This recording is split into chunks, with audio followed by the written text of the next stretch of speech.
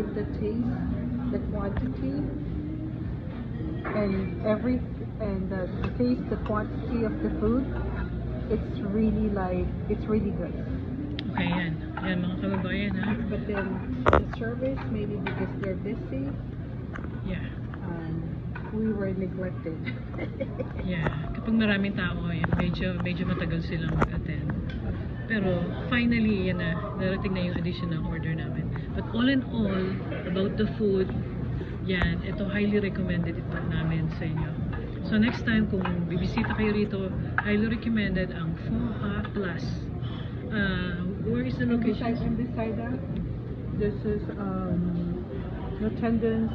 It's really good. So Yan. you guys come. It's in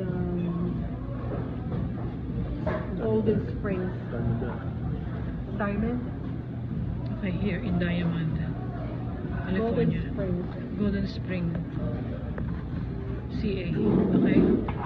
Okay, sana nagustuhan ninyo itong namin, itong aming journey na sa pagkain para ma-advise na namin kayo kung maganda ba yung restaurant, maganda yung services of people here in Pho Plus. Okay, but it's most especially yung food. And also, it's well recommended by the TikTokers, by Lovely Mini. Yeah. So, but we went to Pho Plus because my husband do a research, and it's according to the reviews, it's really good. Yeah. But based on our experience, napakasarap talaga. So, highly recommended namin ito. Sana supportahan nyo kami sa pagbibigay ng information sa inyo. Ano yung masarap na pagkain? Anong magandang restaurant? Good service ba sila? Accessible ba sila? Okay? So, please, Bye for now. subscribe on my channel.